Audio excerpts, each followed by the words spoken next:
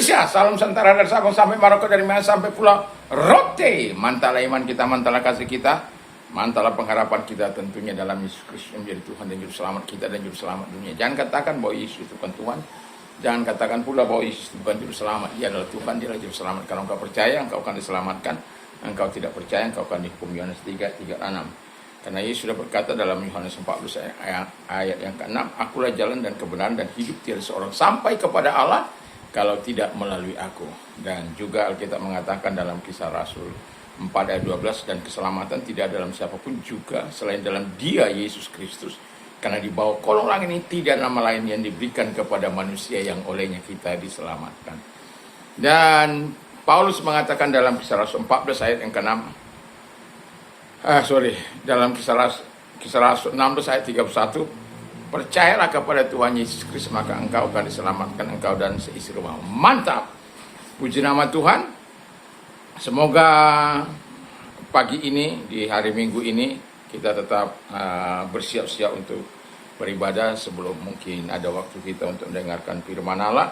Kita akan mendengar firman Tuhan supaya kita tidak punya alasan ya, yang kadangkala untuk menghadiri gereja ada banyak alasan yang kita buat, tapi dari firman Allah yang akan kita dengar, kita akan belajar bahwa apapun dalih-dalih kita, alasan-alasan kita untuk tidak beribadah atau untuk tidak datang kepada Tuhan, kita harus buang itu ya.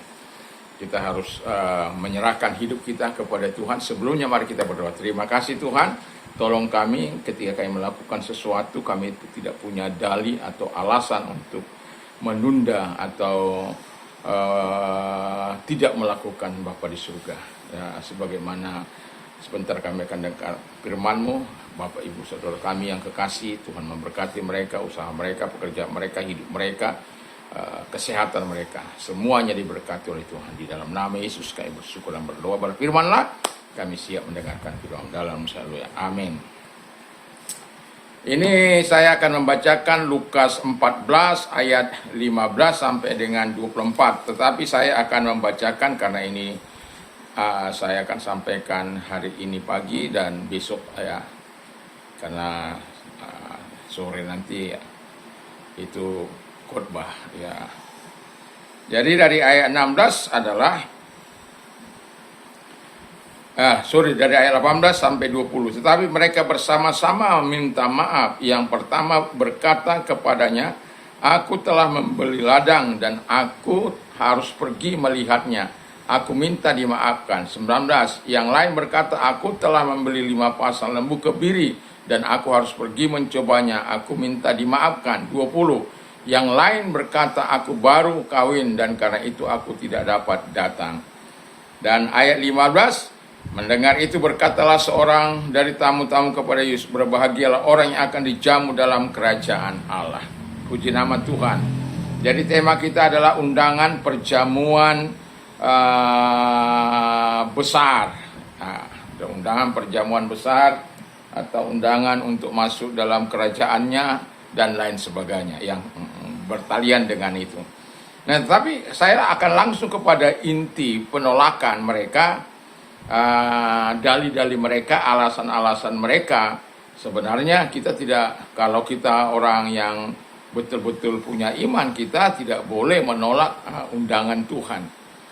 Sama seperti sebuah kapal, kalau dia memiliki bocor yang kecil, lalu kemudian dia masih berjalan di tengah karena masih bocor kecil, nelayan bilang, pemiliknya bilang, nanti sajalah ya, masih panjang.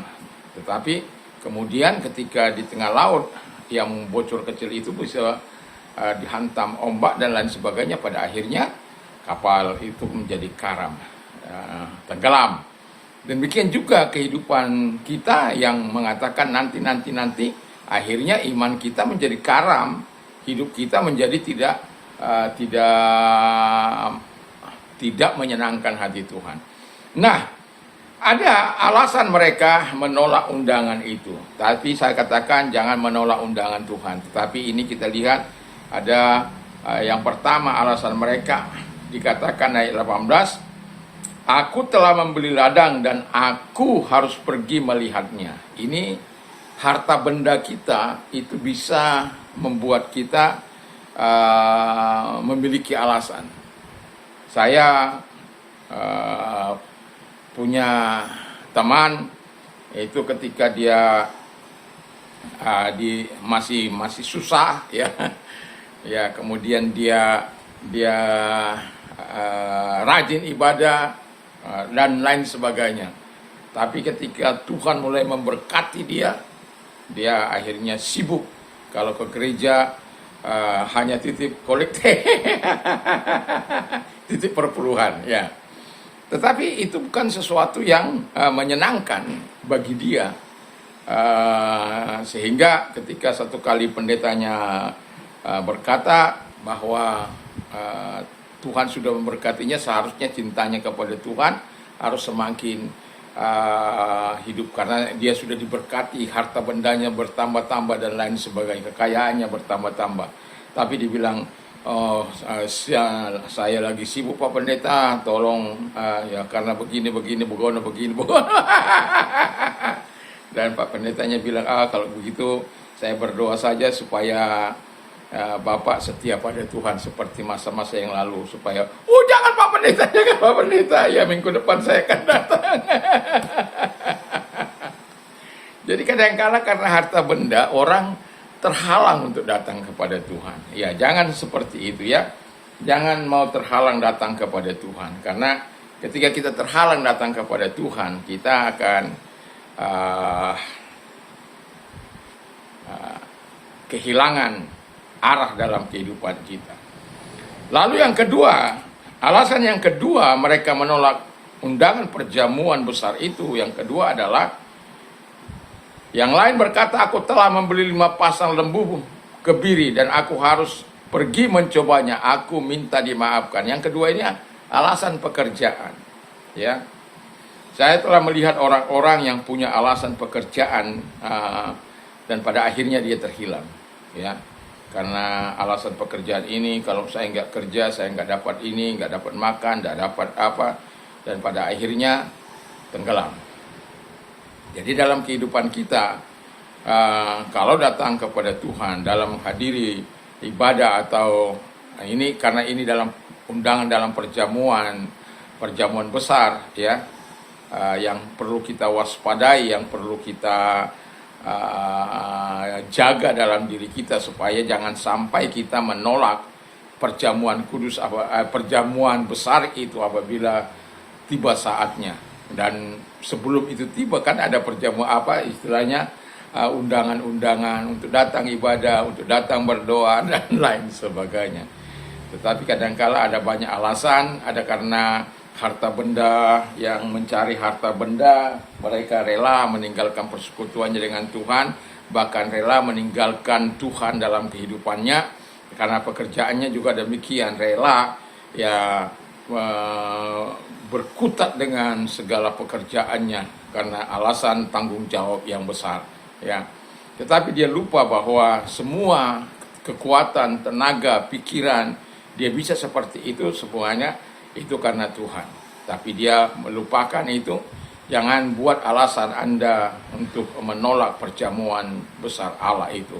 Jangan di saat kini, di masa kini, jangan juga menolak undangan Tuhan untuk datang dengan alasan pekerjaan-pekerjaan yang Anda miliki. Atau ketika Anda mau ke gereja, jangan karena pekerjaan Anda tidak jadi datang beribadah kepada Tuhan. Tapi ingat bahwa Anda diundang untuk menghadiri perjamuan anak domba Allah dan jangan menolak. Yang ketiga dikatakan 20. Yang lain berkata, aku baru kawin dan karena itu aku tidak dapat datang. Ini masalah keluarga ya. Jadi baru menikah, ya dia mau mesra-mesra. Nggak salah mesra-mesraan dengan istri ya. Jadi jangan alasan keluarga, baru berkeluarga. Tapi memang kadangkala gara-gara itu banyak orang meninggalkan Tuhan karena sibuk ngurus anak ini dan itu, dan juga karena terlalu sayangnya kepada anak. Kalau untuk sesuatu yang untuk ibadah dia lupakan, tapi kalau untuk bersenang-senang, pergi jalan-jalan, dia sangat bersukaria. Ini kebalik-balik. Ya, bukan dilarang Anda bersukaria, tetapi ketika tiba waktunya untuk beribadah, datanglah untuk beribadah. Karena kalau kebiasaan kita mengundang kita kan nggak tahu hari-hari kehidupan kita. Dan undangan itu memang belum tertutup bagi siapapun. Tapi ketika kita sibuk dengan keadaan kita, tiba-tiba Tuhan panggil kita dengan caranya, ya apakah kita sudah siap masuk dalam perjamuan anak domba Allah itu? Tapi saya berharap kita semua adalah orang-orang yang siap untuk memasuki hal-hal yang indah di dalam Tuhan. Dan dalam praktik kecilnya adalah di mana kita sebagai orang-orang percaya, kita tentu punya gereja di mana kita beribadah, dan tentu kita harus setia menghadiri ibadah kita, karena ketika kita setia dalam perkara kecil, maka kita akan dipercayakan pada perkara-perkara yang besar. Kalau kita tidak setia pada perkara kecil, Tuhan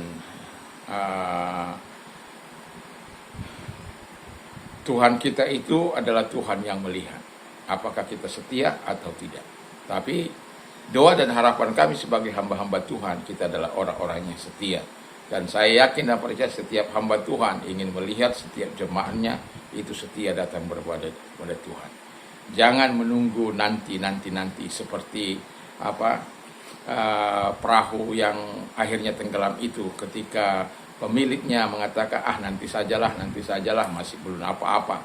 Tapi ketika tenggelam, artinya itu sudah terlambat karena alasan nanti. Demikian juga kita tidak tahu hari kehidupan kita. Kita berkata nanti, siapa tahu hari manusia. Saya masih punya teman ya, itu masih ngomong dengan saya beberapa waktu kemudian ya. Lalu kemudian 1,5 jam kemudian saya dengar dia sudah meninggal dunia. Jadi 1 jam masih kita ngobrol, masih kita lalu dia pulang, tiba-tiba jantungnya kemudian mati. Yang mau saya katakan apa? Kita tidak tahu hari-hari manusia. Dan saya juga punya tetangga, kita baru ngobrol itu. Lalu kemudian dia mau pergi ke suatu tempat, lalu kemudian tidak tahu bagaimana, akhirnya pulang sudah menjadi mayat, kecelakaan. Artinya dalam kehidupan kita jangan menunda, jangan tunggu nanti, karena itu akan membahayakan kehidupan kita. Sama seperti kapal itu, demikian juga orang-orang yang menunda-nunda, pada akhirnya imannya akan menjadi lemah, karena tidak terisi dengan firman Allah, menunda datang kepada Tuhan, menunda datang berdoa, menunda datang membaca firman Allah, menunda untuk melakukan apa yang baik, menunda melakukan hal yang menyenangkan Tuhan, menunda untuk berdoa, bersekutu dengan umat Tuhan, menunda, dan pada akhirnya terhilang. Alasan-alasan yang kita buat akan, kalau itu berlarut-larut, akan merusak iman kita. Tuhan mengundang Anda untuk masuk dalam perjamuan besarnya. Dan jangan pernah menolak undangan Tuhan. Karena ketika Anda menolak undangan Tuhan dengan alasan apapun, ada harta bendakah? Untuk apa manusia memiliki seluruh harta dunia ini, tapi kalau jiwanya binasa? Masalah pekerjaan, karena Tuhan bisa menolong kita dalam berbagai aspek. Masalah keluarga, mari serahkan seluruh keluarga kita kepada Tuhan, dan jangan biarkan bagian dari keluarga kita, anggota keluarga kita, memisahkan persekutuan kita dengan umat Tuhan, dengan Tuhan itu sendiri.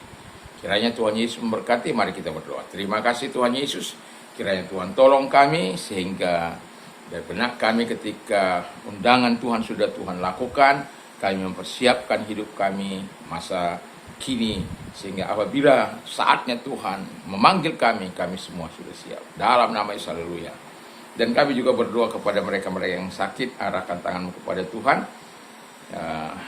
Mari kita berdoa dalam nama Yesus. Segala sakit penyakit yang mereka dapat keluar, hancurkan dengan kuasa dan oleh biru Yesus kau sembuh. Dan kami juga berdoa kepada mereka-mereka yang mengalami pergumulan dalam hidup ini. Kami tahu hidup ini tidak baik-baik, tapi kami percaya Engkau ada bersama dengan kami di tengah-tengah Engkau. Aku sekali-kali tidak akan membiarkan Engkau. Aku sekali-kali tidak akan meninggalkan Engkau. Dan dengan percaya kami berkata, dengan penuh keyakinan kami berkata, Tuhan adalah penolong kami. Terima kasih, kami bersyukur dalam nama Yesus. Terima kasih buat pertolongan-Mu yang Kau lakukan kepada mereka-mereka yang mengalami masalah. Dalam nama Yesus kami berdoa, haleluya, amin. Selamat hari Minggu, selamat kita beribadah dimanapun kita beribadah. Kiranya dengan tulus ikhlas kita menaikkan puji-pujian kita kepada Tuhan. Dengan hati nurani yang murni, kita memuji dan menyembah Tuhan.